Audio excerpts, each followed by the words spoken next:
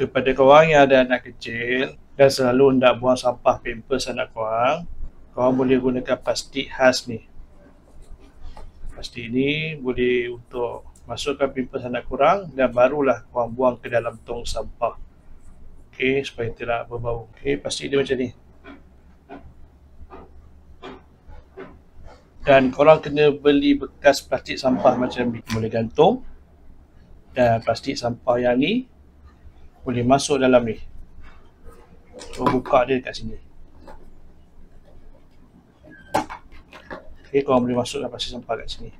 So, lepas korang masukkan plastik sampah untuk bungkus pampers anak korang, dia akan jadi macam ni lah. Jadi, korang boleh tarik keluar untuk gunakan dia.